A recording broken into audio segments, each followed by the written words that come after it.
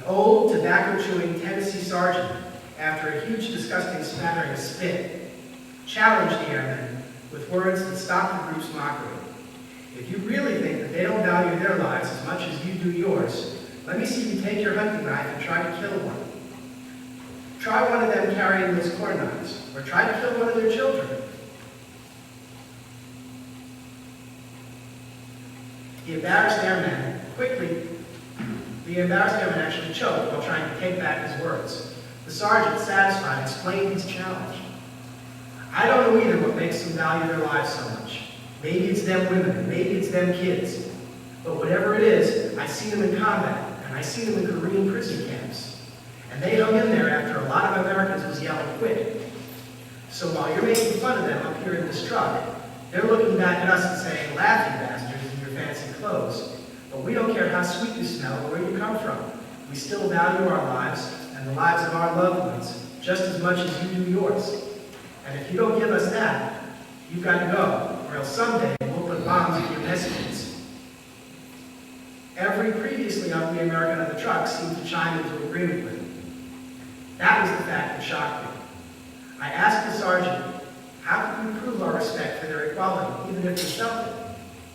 And he answered easily, well, mister, you gotta be able to jump down into that sheet manure in them fancy boots, and go over there into that Belgian mud huts, and walk down them airy streets, and as you walk past the dirtiest, stinkiest peasant, you gotta be able to look him in the face and make him know, just with your eyes, that you know he's a man who hurts like we do, and hopes like we do, and wants for his kids just like we do.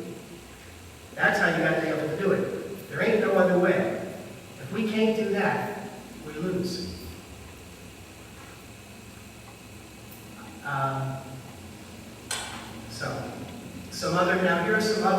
I've got some other cross-cultural stories, because Professor Humphrey liked to teach using stories, using metaphors. Now, how many of you have heard the phrase, sticks and stones can break my bones, but names will never hurt? And how many of you have taught it to your children? Okay, well, everyone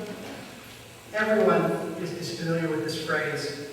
How many of you are aware that we as Americans sometimes have derogatory names for people of other cultures? Anyone?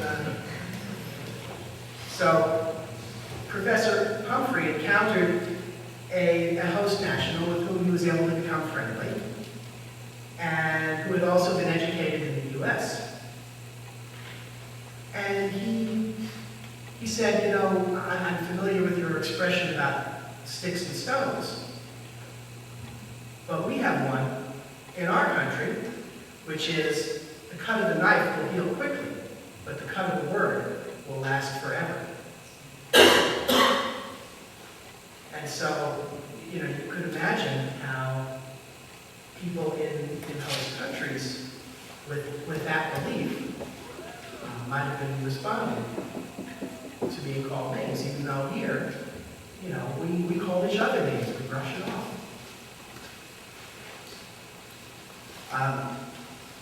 Next story.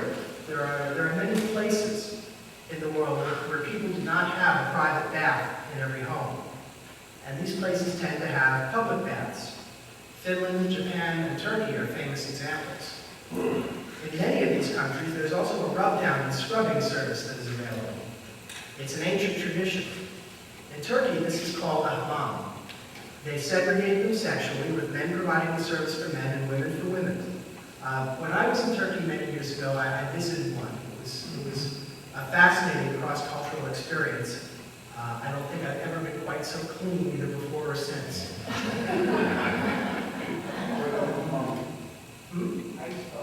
H-A-M-A-M.